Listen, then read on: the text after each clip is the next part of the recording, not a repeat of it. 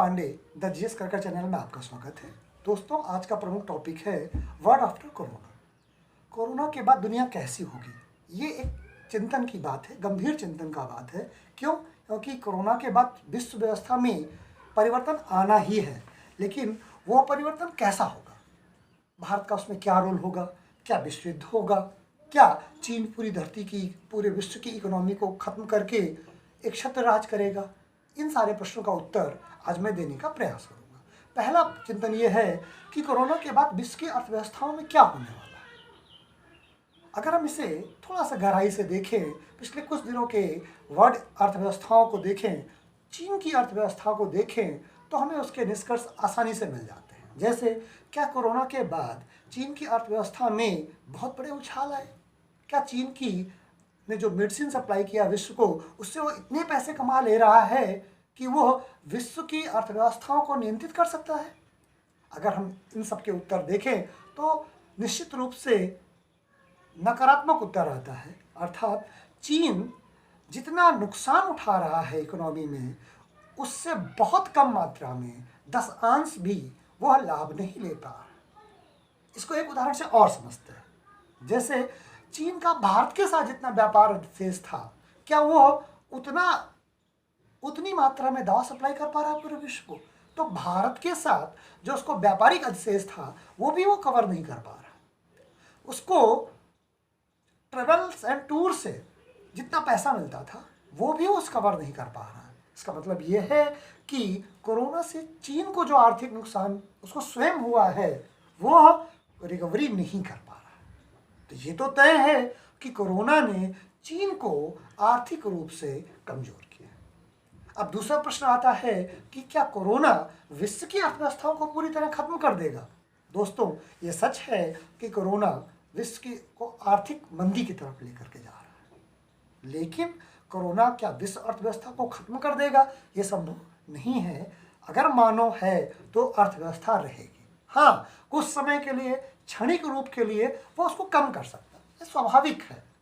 जब अर्थव्यवस्था चलेगी ही नहीं, हमारे ऋषियों ने बहुत पहले कहा था कि लक्ष्मी चंचला होती है, लेकिन मुझे आज समझ में आया कि लक्ष्मी चंचला अगर नहीं होगी तो विश्व में विकास नहीं होगा।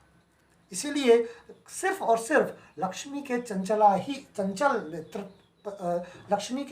नेतृत्व ने ही विश्व को आगे बढ़ाया है। इसीलिए लक्ष्मी का चंचला होना जरूरी है।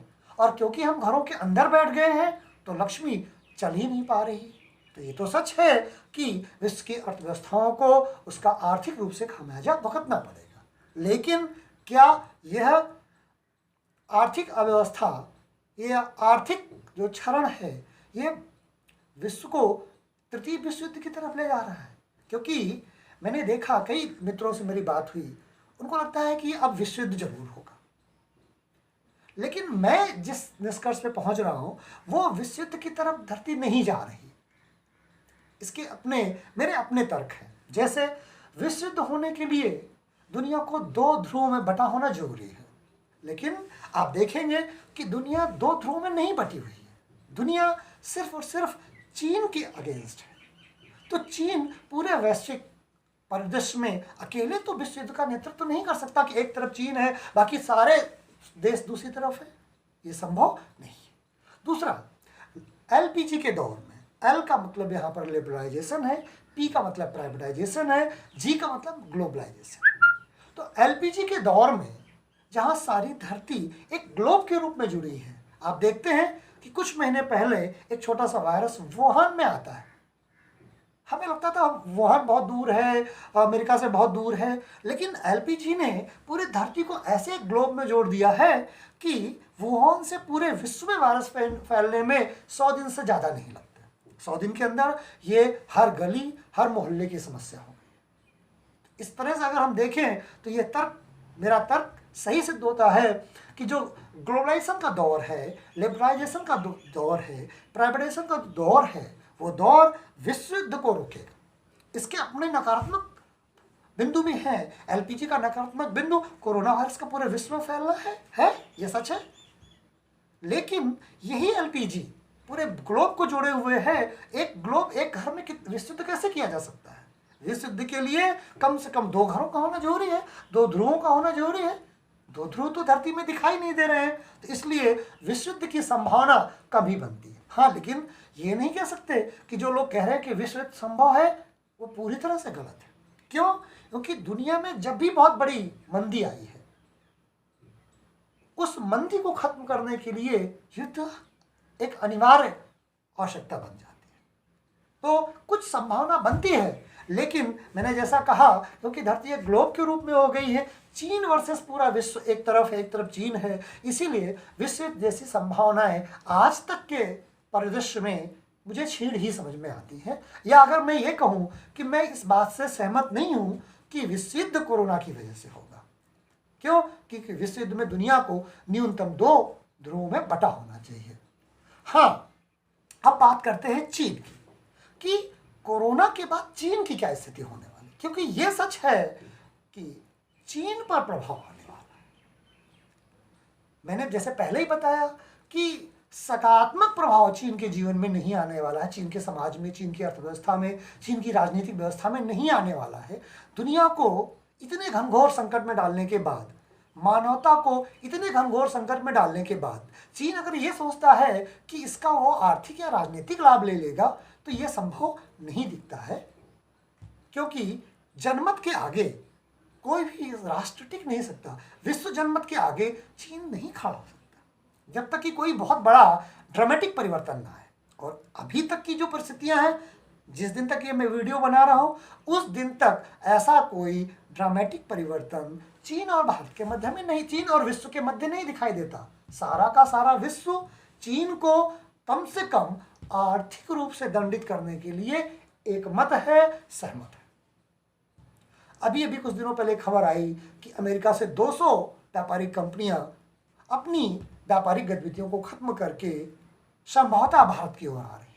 जापान ने तो इसके लिए आर्थिक पैकेज ही घोषित किया है। WTO के से जुड़े होने के कारण जापान ये तो नहीं कह सकता है कोई देश कि आप भारत में आकर के ही लगाएं कंपनियां, लेकिन अप्रत्यक्षता, क्योंकि भारत एक बहुत बड़ा मार्केट है और ये डेमोक्रेसी भी है। जैसा कि अगर आपने मेरा पहला वीडियो देखा है कोरोना वायरस से संबंधित, उसमें मैंने कहा था कि कोई भी ऐसा देश जो शक्तिशाली है, बहुत बड़ा बाजार है, लेकिन अगर वो लोकतंत्र नहीं है तो निश्चित है कि विश्व के लिए वो खतरा है।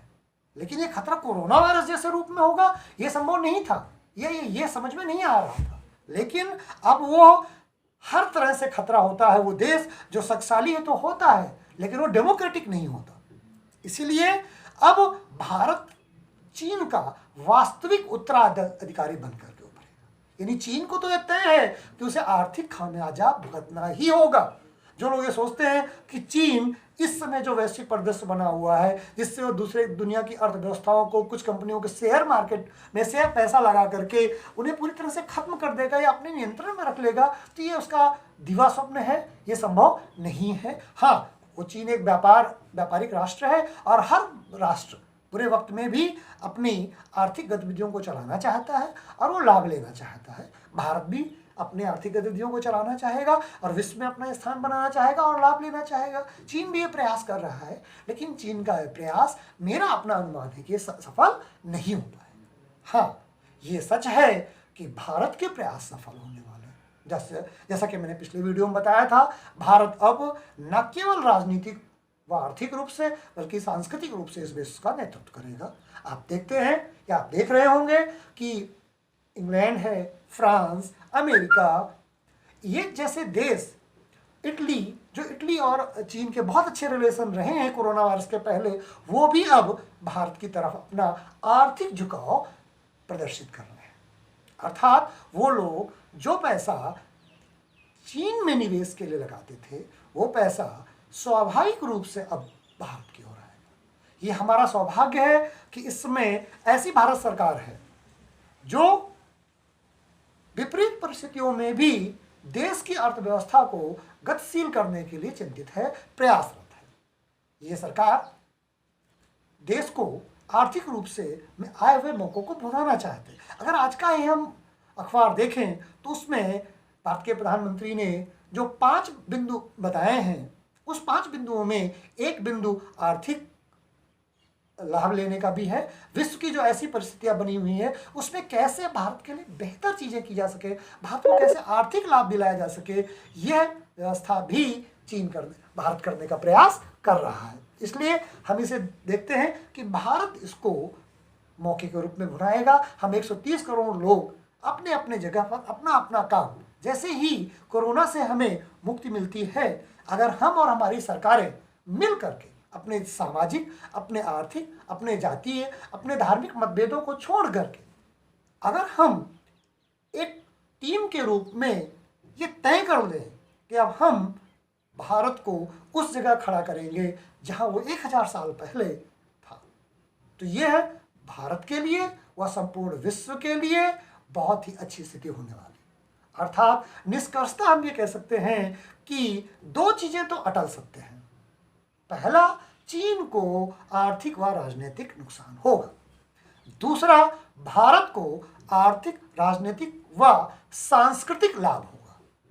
इसके साथ साथ संपूर्ण विश्व अब मानवता के नजरिए से भी धरती को देखेगा। अभी तक जो देखने का नजरिया धन और शक्ति के रूप में थी, वो नजरिया बदलेगा और हम अधिक मानववादी होंगे। जैसा कि भारत हमेशा से कहता रहा है कि हमारा लक्ष्य मानव मात्र की सुख सुविधा के लिए, मानव मात्र की प्रोग्रेस के लिए होनी चाहिए, किसी एक राष्ट्र की प्रोग्रेस के लिए इसे नहीं किया जा सकता है। इसीलिए तथा प्रकृति के साथ में सामंजस्य बढ़ाने की जो परिकल्पना हमारे ऋषियों ने दी थी, उस परिकल्पना में विश्व को चलना ही होगा। इसीलिए तो मैं कह रहा हूं कि भारत न केवल राजनीतिक और आर्थिक नेतृत्व करेगा, वो हम करेंगे ही करेंगे, हम सांस्कृतिक नेतृत्व भी करेंगे। ये हमारे पास सुनहरा मौका है। कोई भी विश्व जब तक मस्तिष्क का नेतृत्व नहीं करता, जब तक उसकी संस्कृति पूरे विश्व का नेतृत्व नहीं करती है, तब तक वह आर्थिक और राजनीतिक नेतृत्व दीर्घ समय के लिए नहीं कर सकता। इसीलिए भारत को न केवल आर्थिक और राजनीतिक मंचों में नेतृत्व प्राप्त करने का प्रयास करना चाहिए, बल्कि अपनी सांस्कृतिक शक्ति को, अपनी सांस्कृतिक विरासत को संपूर्ण विश्व तक सशक्त माध्यम से पहुंचाने का प्रयास करना चाहिए। मुझे आशा है कि ये video corona virus after the world आपको समझ में आया होगा।